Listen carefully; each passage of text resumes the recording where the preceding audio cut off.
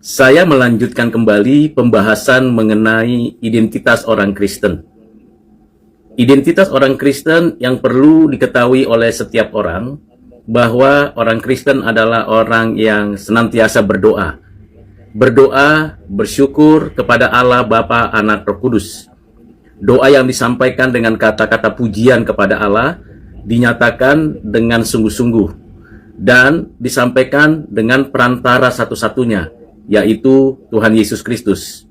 Doa tersebut tentu dipimpin, dikuasai, dipenuhi oleh Roh Kudus, sehingga setiap kata, setiap kalimat yang disampaikan sungguh-sungguh berakar dari kebenaran dan kasih kepada Allah.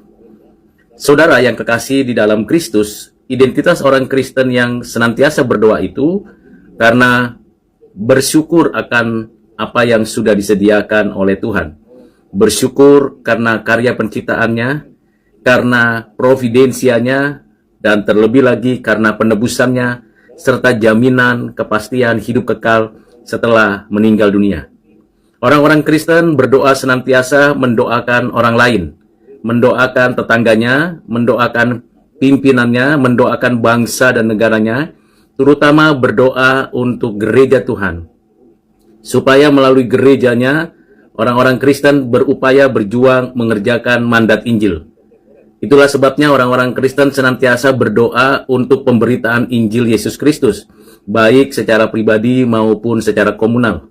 Doa-doa tersebut memohon hikmat, kuasa, dan otoritas Tuhan agar kiranya pemberitaan Injil berlangsung dengan baik dan benar seturut dengan kehendak Allah. Doa-doa yang disampaikan oleh orang Kristen adalah doa-doa dengan bahasanya sendiri, dengan konteks kehidupannya sendiri, dengan pergumulan yang sedang dihadapinya. Bukan sebuah doa yang hafalan atau doa yang disampaikan itu-itu saja. Memang orang Kristen perlu mengingat doa yang diajarkan oleh Tuhan Yesus, doa Bapa kami. Doa yang diajarkan itu penting dan perlu untuk menjadi basis setiap doa orang Kristen. Yang pertama, memuliakan Allah. Yang kedua, memohon belas kasihan agar dicukupkan segala kebutuhannya, meminta pengampunan dan saling mengampuni, serta mendapatkan kelepasan dari kuasa kegelapan, dan kembali semuanya bagi kemuliaan Allah.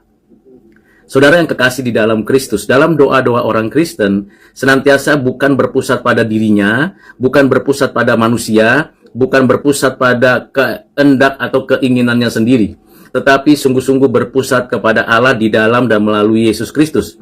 Itulah sebabnya kalau Tuhan mengendaki, maka Tuhan akan menyatakan jawaban yang tepat. Dan jikalau Tuhan tidak mengendaki, maka setiap perkataan itu akan kembali menjadi pembelajaran bahwa doa-doa itu sungguh-sungguh bukan untuk memuaskan hawa nafsu, walaupun kita berdoa pagi hari atau malam hari menjelang istirahat, berdoa bersyukur karena berkat yang disediakan Tuhan pada waktu kita sarapan, makan siang, atau makan malam.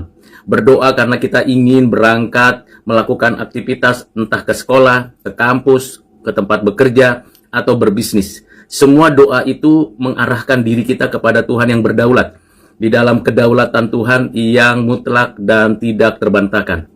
Di dalam doa berarti kita bukan hanya tutup mata, lipat tangan, tunduk kepala, tetapi juga kesungguhan menaklukkan diri kepada Tuhan yang hidup dan yang memberikan kehidupan. Sehingga di dalam doa tersebut nama Tuhan yang ditinggikan, kemuliaan Tuhan yang dinyatakan, dan perkataan kita pun penuh hormat, penuh kesopanan. Kita tidak sembarangan berdoa di segala tempat. Tentu kita perlu mengambil waktu mencari tempat yang baik, yang benar.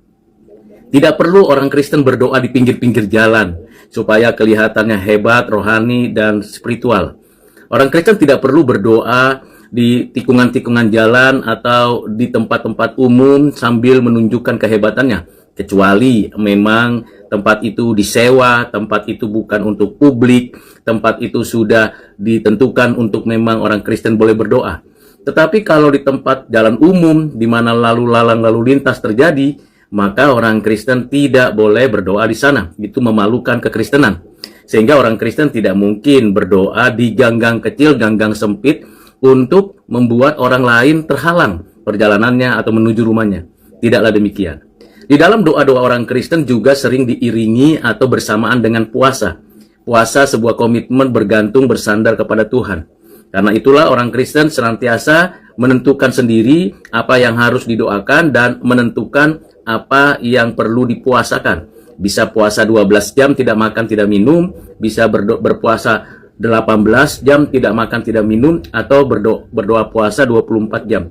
Tentu di dalam puasa tidak boleh tidak ada doa. Tentu di dalam doa boleh ada puasa.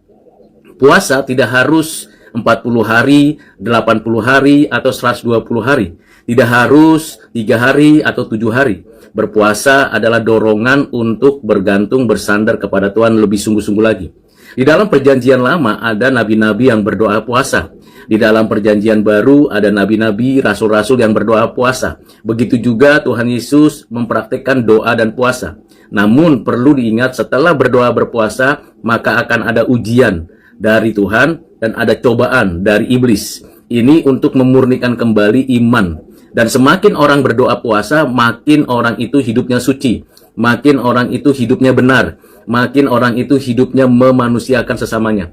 Itu sebabnya kalau di dalam kekristenan, orang yang berdoa puasa itu selalu sisa waktu yang tersedia hanya untuk mengerjakan tugas tanggung jawabnya dengan benar, dengan sungguh-sungguh. Apabila dia berdoa sambil berpuasa, maka jatah atau dana atau biaya untuk makan paginya atau makan siangnya atau makan malamnya itu diberikan untuk orang-orang yang belum mendapatkan makanan minuman. Kalau orang Kristen berdoa puasa, bukan berarti pada waktu dia buka puasa dia akan menghabiskan waktu makan sepenuhnya, hanya mengganti waktu saja makannya. Tidak demikian. Kalau dia mulai puasa jam 6 pagi dan berakhir di 6 sore, maka pada jam 6 sore dia hanya makan malam, selesai istirahat, berikutnya puasa lagi. Jadi tidak ada yang namanya pertukaran waktu saja untuk makan. Dengan demikian doa puasa itu menjadi hal yang tidak diwajibkan, tetapi boleh dikerjakan untuk membangun pertumbuhan iman. Dan seraya berdoa puasa, maka orang Kristen biasanya melantunkan firman Tuhan, menjadi saksi Kristus, bekerja lebih giat, bekerja lebih keras. Dan yang menarik adalah orang Kristen senantiasa didoakan oleh Tuhan Yesus. Bukan kita yang berdoa untuk Tuhan, tetapi Tuhan Yesus yang berdoa untuk orang-orang Kristen, supaya orang-orang Kristen tetap setia sampai akhir hidupnya. Kiranya identitas Kristen ini menjadi dasar yang teguh untuk kita menjadi saksi Kristus. Tuhan Yesus memberkati. Amin.